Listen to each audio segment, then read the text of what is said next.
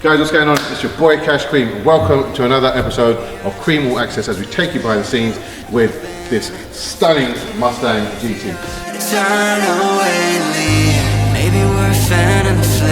Right, okay guys, so we're moving on to the front lip. And this is quite interesting because I want to show you how this has been fitted. We spoke about this briefly earlier, I believe, but have a look at this. This splitter is actually not even for this car. But if you come close and have a look at how this is being fitted, look. If you look in there, I don't know if you can see that. There's all these self-tapping screws, which are literally screwed into the under tray of the front bumper. So it's not even into the bumper itself. It's not secured in any way whatsoever. It's completely loose and flapping about. If you come around here, like, look at these screws. Like, that's what's visible, yeah? I ain't touched this. We haven't loosened anything at all. If you come underneath now, come right underneath and have a look underneath there, you can see these self-tapping 8mm screws that we use. I mean, look at this. Look at this nice little collection over here. It's absolutely shocking. Absolutely shocking, guys. If you come back and look in here, can you see that? Just have a look at that, guys. This is how not to fit body kits on your car. I mean, look at this. If I literally pull this down with my strength, this will rip out. It's such a hazard, especially for people behind you. Imagine on the motorway, this is traveling at high speed. This can quite easily come off and go underneath the front wheel, causing the driver of this car to easily lose control. And also, for that to be spat out the back and straight into the windscreen of a car behind. It is so dangerous, it's unbelievable. And all of this will end up falling on who? The people that fit this. What about shut your fucking mouth, bro? Anyway, the idea is we're going to remove this and throw it in the bin, obviously, and then refit another one. The trouble is, with this being a GT500 body kit front bumper, we hope that the one that we've ordered is actually for this bumper and it will fit correctly. Whilst the car is up in the air, let's take you underneath real quick and show you a couple of things. We've got the underglows that they fitted, as you can see here. And if you come around here, you can see the wires have just been left dangling very loosely, just resting, cable tied up like this. It's an absolute joke. If you look around here, you've got spools of cable, just cable tied on the subframe of the car. But at the same time, you can see this lovely, beautiful exhaust system that's now been fitted and replaces the horrible system that was on here. This is what you call a full custom exhaust system made out of top grade stainless steel, and you can look at these beautiful welds as well. If you come close, look at these beautiful welds. That's what you call absolutely stunning. Done by hand, TIG welded, of course. And if you look, come all the way towards the back of the car, you can see how beautifully the system has been made, and it comes all the way to the back where we've got these two Valvetronic boxes. Yeah, so the car can obviously open and close valves to make it louder or quieter. If you're wondering what these are, we're still working on the flamethrower on the car. So this is the spark plugs that have been fitted to the back of the exhaust, and these cables run into the boot, which will be tidied up later on. But for now, we need to get it working because it doesn't work at the moment. But we want to show you how beautifully this exhaust system has turned out. It sounds absolutely phenomenal. We're going to let you hear it later on. But yeah, you can see more of this shoddy wiring around here. Oh shit. Okay, well the cable's just been kind of cable tied up, bundled up together. It's really bad, but I mean, look, it's not surprising though, is it, compared to what we've been seeing on this car. So yeah, that said, we want to get this splitter on, get the car down, get the flamethrower finished, and we've got to finish off the red pinstriping, or replace it, should I say, because it's all faulty and failing everywhere. If I literally give this a pull, which I might even do actually, just to prove a point, but it is. I'm gonna get this motherfucker.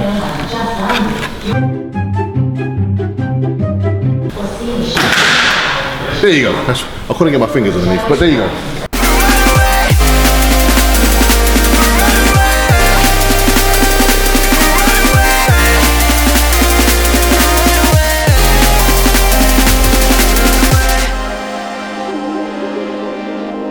And guys, if you look closely, Here we have the same problem again. You can see where the tires rubbed right through.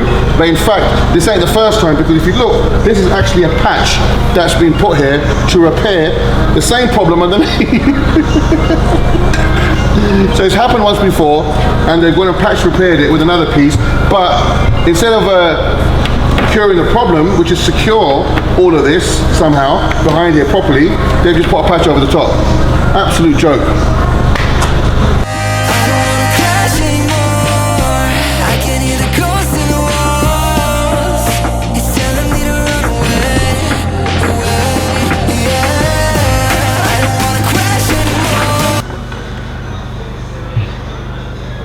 Some wire. Just full of surprises, this car, isn't it? So this looks like a loom for, looks like parking sensor wires, isn't it? So this is a loom for the parking sensors. That's just been shoved up there on top of the wheel arch trim. This could have been nice and neatly cable tied and put away.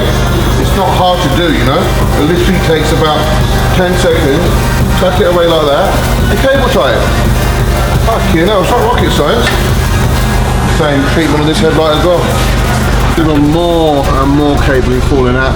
So you saw the mess here earlier when I was showing you the underside of the car. Well, this is for the underglow kit. And again, this has just been loosely left. And this was tucked behind the wheel arch liner. Like it's a safe place. But there's the other loom. But what I want to cast your attention on is, if you come over here, there's a reason why we charge what we charge to do calipers on cars. There's a reason why we remove them off the cars and strip them down fully to do them, because it's called doing it properly. If you look at this, you can see there's no paint on the back of that. Yeah, it's been painted, masked up on the car. You can see the paint that's on there. You can see the paint that's on the actual brake pads themselves, and the overspray that's actually going over. If you come around this side, look over here. You can see the overspray on all the suspension components. Look, here's the hub, there's the lower wishbone, it's on the suspension leg as well, and on the brake pipe. This is why we do it properly and remove every aspect of the brake calipers, take them off, we strip them, we take the seals out, and at the same time, the whole entire system of the car gets a brake fluid service as well.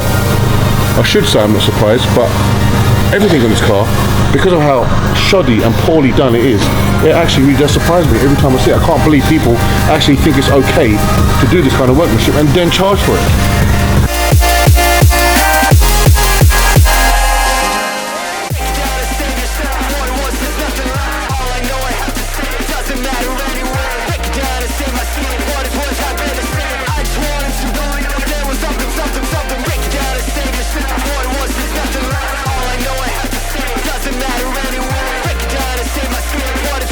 Right guys, so as you can see, Chris has fitted the new Shelby front splitter onto the bumper, and that's gone on perfectly now. That's what was missing, and now it finally has the original piece back on the bumper. This here is an APR carbon fiber front splitter, which is an add-on for this bumper. It goes underneath, as you can see, but however, we are really unhappy with how much is sticking out, because as you can see, it's sticking out a mile. Like, it's really, it's just too big for the bumper. Although it's actually been made for the bumper, and some people may be happy with that, it's not really what we want to do on a car, because that will just literally just come off probably the first day that's on the car. So we don't want to do that. You can see on the side that it's sticking out far too much, sticking out miles too much. I mean, we've got probably about 6 inches there, and this side, it's the same, obviously.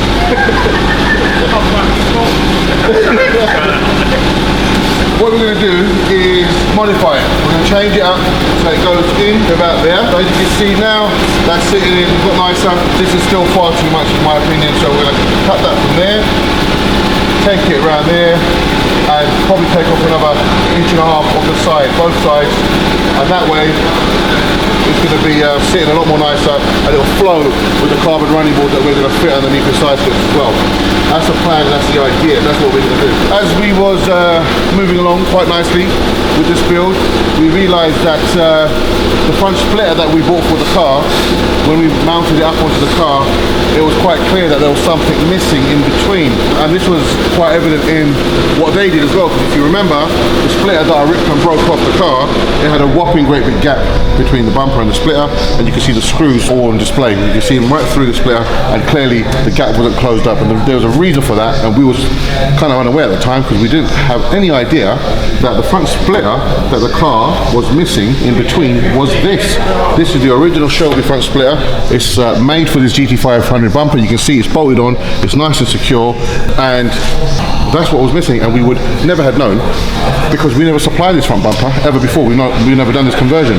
So thanks to our friend at Vehicle Revolution, who saw the post on Instagram and reached out to us and said, mate, you do realise you've got a front splitter missing from that bumper, which we supply. It turned out that he supplied this front bumper anyway. And kindly so, he put that straight in the post, and because of what the customer's been through and the struggles and all the rest of it, he's very kindly supplied this for free. So very nice of him. Thank you very much, Carl. Happy days. God bless you and all that. But there you go. There's one big part of the problem solved, and I had no idea. So when I called the customer up to let him know, he was like, "Oh yeah, I know the front splitter that company in question that built this car before, the front splitter that they fitted, which was actually one of these on this bumper, it did actually used to have one." So the customer said that front splitter that was on the car came off at 60 miles an hour on the motorway, along with his steering wheel. Yes, you heard right, his steering wheel. And he actually sent me a video, which I can show you now, I think. But yeah, he kind of come off all loose, and he pulled up, obviously very frantic, and they had to come out onto the motorway, wherever he was, to sort that out. He couldn't save the splitter because it had come off, totally ripped off on the motorway, and ended up in like 2-3 pieces. And the steering wheel was all loose in his hand. He managed to get it back on, but it was all still loose. And he had to bolt that back on as well.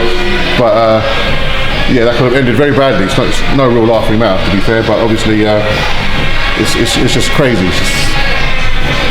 It's crazy. It's just crazy because it's not just one thing after another. It's ridiculous. It's more than that. You know, it's just the issues that this car's had and the customers had with that company. It's just things that I've never heard of in 20 years in the game. But nonetheless, he went back, obviously, and what they did was, instead of supplying him with the front splitter and replacing it with the one that fell off on the motorway, they put on that shitty thing underneath that doesn't fit, and it's not even made for the car. And that's why I had a horrible gap in the middle, with mastic and all sorts of shit trying to cover up all the gap and the screws and whatnot, and that's what they did. But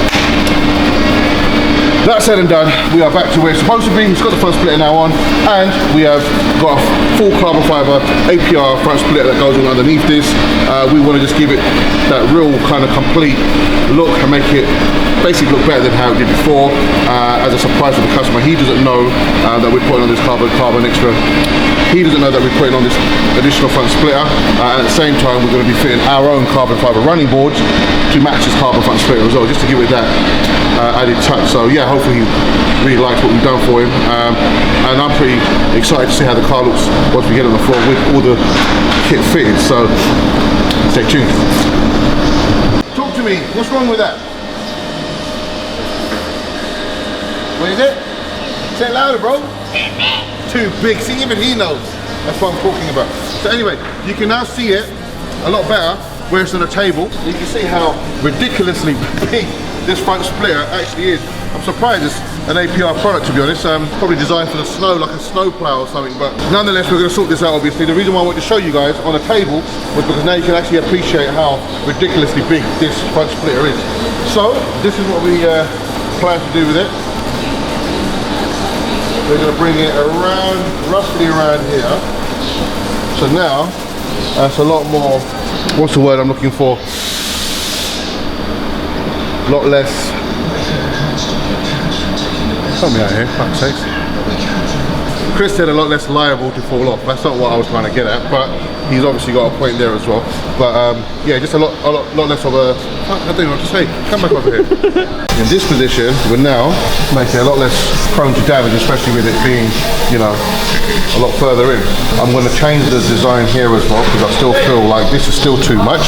So we're going to come here, maybe come out a little bit here, and sort of change it around here as well, because this here for me is still sticking out far too much. We're going to reduce that a little bit, but still keep some of it because it still flows, as I said earlier, with the carbon running board that we're going to be fitting.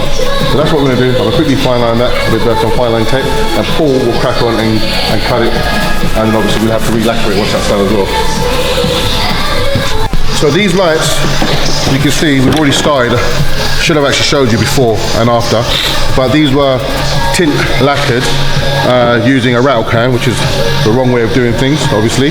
And you can see like the finish. I mean, you can still kind of see how poor the finish was. If you look inside there, it was disgusting. Yeah, it was full of dust. It wasn't smoked properly. It had runs in it as well, and it was just done in the most unprofessional way you can imagine. So what we're doing is stripping it all back, taking it back to original factory, and then we're gonna have to lacquer it to give it that gloss shine. Might smoke it a little bit as well at the same time. I'm not really quite sure if I'm gonna keep it original, but we're probably gonna put a little smoke tin on it to sort of just give it that little tinge and do it properly.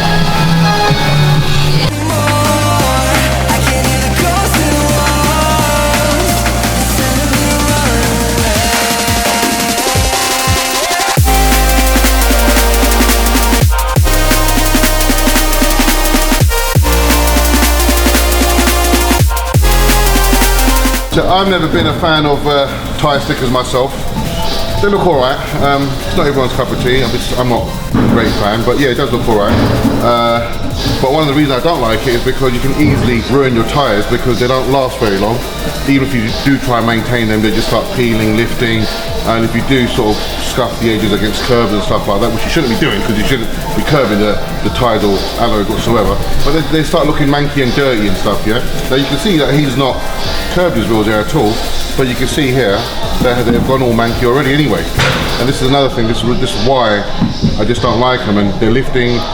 Chris has already gone around taking them off because most of it was actually just lifting. All the letters and stuff were lifting. The letters have now been removed, but it's just an absolute pain to take off anyway as well at the same time, because in a lot of the areas it's actually really glued on really strong, like with super glue kind of stuff, and it's ruining and destroying the tyres everywhere that it's been glued on. Where Chris has been pulling it off, it's literally pulling the rubber off with it, so it's just like a bit of a lose-lose situation there, because you're trying to take it off to make the car look better and remove the shitty old tyre stickers, but it's just leaving this all damaged tyre wall now.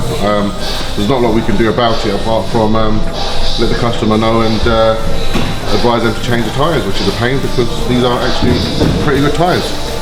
But there you go, that's the plan. And once we finish doing the tyres, we're going to just get the bumper back on with the new splitters, get the running boards on, get it off the ramp, and just button up all the last bits and pieces, and away you go.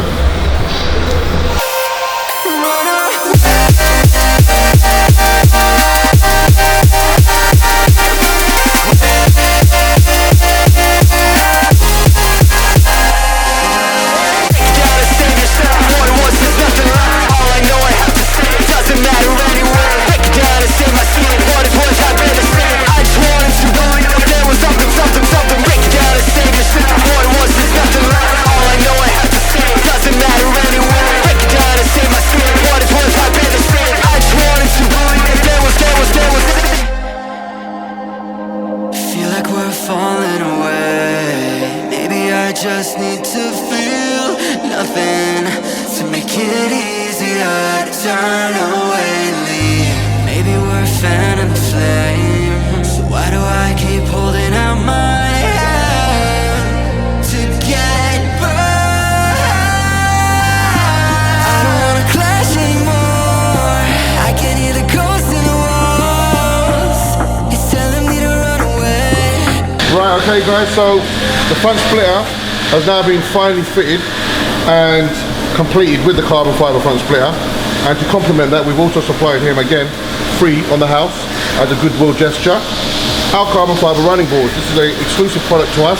We developed this a very long time ago, and it's a universal product, and it just requires a little bit of alteration depending on which car to fit it on. So they'll come in a length, a standard length, which is obviously straight out the mould, and we may have to cut it down, we may have to shape the sides or the corners just to suit the car. So in this instance, we've had to cut it down a little bit because our running board was a bit longer than the car.